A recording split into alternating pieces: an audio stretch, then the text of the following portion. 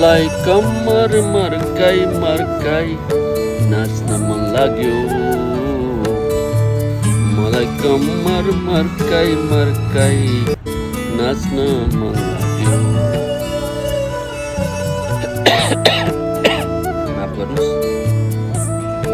प्रभु येशूमा प्रभुलाई प्रशंसा आराधना स्तुति प्रशंसा गर्दै गर्दाखेरि कम्मर मर्काई मर्काई हात हल्लाइ हल्लाइ ताली बजाउँदै बजाउँदै स्वरहरू उच्च पार्दै आफ्नो हृदयको सत्यता र आत्माबाट प्रभुलाई आराधना स्तुति प्रशंसा गर्नु कति मनोहरको कुरा छ। निश्चय पनि मलाई दाउदको त्यो याद आउँछ। मेरो कम्मर मर्काई मर्काई नाच्न मन लाग्यो। मेरो कम्मर मर्काई मर्काई नाच्न मन लाग्यो भने जस्तै दाउद एक समय परमेश्वरमा जो विजय पाएका थिए अनि उनले एकदम हर्ष उल्लासको साथ कम्मर मर्काउँदै आफ्नो सबै कुराहरू बेचेर प्रभुलाई आराधना स्तुति प्रशंसा गरिराखेका थिए। त्यो समयमा मिकलले उसको श्रीमतीले एउटा राजा भएर के गतिमती हो यो, अलिकति आफ्नो इज्जतमा त बस्नुपर्छ भन्दै मनमा त्यो प्रकार कुराहरू लिएर दाउद नाचेको प्रभुमा नाचेको कुराहरूलाई एउटा दिलदगी अथवा त्यो प्रकारले लिएकी थिइन् र सदाको लागि उनको गर्व बन्द भयो भनेर बाइबल धर्मशास्त्रले बताउँदछ।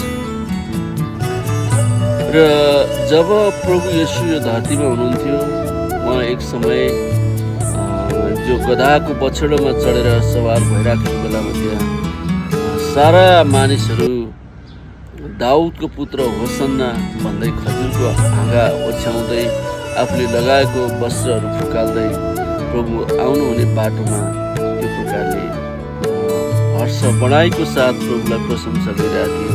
त्यहाँ केही शास्त्री फरिसीहरूले तपाईँको चेलाहरूलाई चुप लाग्ने भनेर भन्नु किन कराइराख्नु पर्यो भनेर चाहिँ उनीहरूले त्यो प्रकारले बताउँदै गर्दाखेरि प्रभु येशूले भन्नुभयो यिनीहरू यदि चुप लागे भनेदेखि ढुङ्गाहरू उफ्रनेछन्।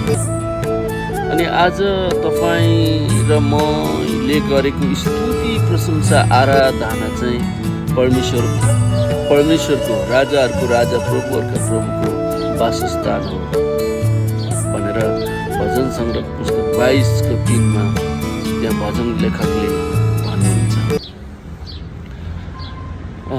भजन लेखकले यो पनि भन्नुहुन्छ भजन सङ्ग्रह 150 को अन्ततिर सास हुने हरेक प्राणीले परम प्रभुको प्रशंसा गरोस्। सर्वशक्तिमान परमेश्वरको स्तुति प्रशंसा आराधना गर्नु तपाईँ र मेरो निम्ति कति महत्त्वपूर्ण रहेको कुराहरू बाइबल धर्मशास्त्रले बताएको छ। आज व्यक्तिगत रूपमा तपाईँलाई मैले प्रश्न गर्दाखेरि तपाईँले परमेश्वरलाई आराधना स्तुति प्रशंसा गर्ने कुराहरूलाई आफ्नो जीवनमा कतिको महत्त्वपूर्ण ठान्नु भएको छ। स्तुति प्रशंसा आराधना चाहिँ यो जीवनशैली हो। खालि हाम्रो मण्डलीमा गएर मात्रै गर्ने कुराहरू होइन, सेवा सङ्गतिमा मात्रै होइन, हामी त यो दैनिक जीवनमा नै प्रभुको स्तुति प्रशंसा आराधना गर्दछौँ।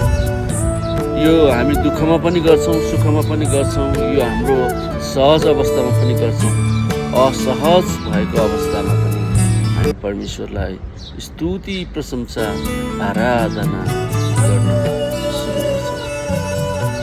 अझ प्रभुको निम्ति तपाईँ गाउन जान्नुहुन्छ, बजाउन जान्नुहुन्छ भने त एकदम सुनमा सुगन्ध भइहाल्यो। तपाईँ यद्यपि गाउन जान्नुहुन्न, बजाउन जान्नुहुन्न भने पनि तपाईँ ताली बजाउँदै आफ्नो कम्मर मर्काउँदै परमेश्वरमा त्यो आशा भरोसाको साथ विश्वासको साथ प्रभुको निम्ति गाउनुहुन्छ, परमेश्वरलाई प्रशंसा गर्नुहुन्छ। त्यहाँ प्रभु तपाईँसँग कति खुसी आनन्दित हुनुहुन्छ र परमेश्वरको त्यो आश्चर्य कर्महरू अचम्मको कुराहरू तपाईँको जीवनमा तपाईँको परिवारमा तपाईँ बस्नुभएको मण्डली देशमा त्यहाँ परमेश्वरले काम गर्न सुरु गर्नुहुन्छ। तपाईँलाई थाहा छ नि दाउद के अरे पाउल र सिलास जालखानामा हुँदै गर्दाखेरि त्यहाँ मध्याह राततिर पाउल र सिलासले परमेश्वरको भजन स्तुति गान गाए र त्यहाँ ठुलो भूकम्प गयो र त्यहाँ कैदीहरू सबै छुटकारा पाए। राति नै जेलको हाकिमले चाहिँ प्रभुलाई उसको परिवारले ग्रहण गर्यो, बप्तिस्मा लियो भनेर पुस्तक 16 अध्यायको 25-26 पदमा तपाईँलाई त्यो घटना थाहा छ नि। आज शैतानले तपाईँको जीवनमा धेरै प्रकारको जालखान लगाएको होला। गरिबताको जालखान, रोग बिमारको जालखान, विभिन्न बेमेलका झैझगडाको जालखान, चिन्ता फिक्री सुर्ताबाट तपाईँलाई विभिन्न जालखानहरूले लगाइराखेको होला। तर मलाई नाच्न मन लाग्यो कम्मर मर्कै भन्ने जस्ता भजन कोरसहरू गाउँदै प्रभुको स्तुति प्रशंसा गर्नुहुन्छ। पवित्र आत्मा परमेश्वरले तपाईँको जीवनमा अचम्मको कामहरू गर्न सुरु गर्नुहुनेछ भन्दै आजको वचनमा यहीँ नै राख्छु। प्रभुले तपाईँलाई धेरै धेरै आशिष दिनुभएको होस् र आजको दिन तपाईँको आशिषमय रहेको होस्।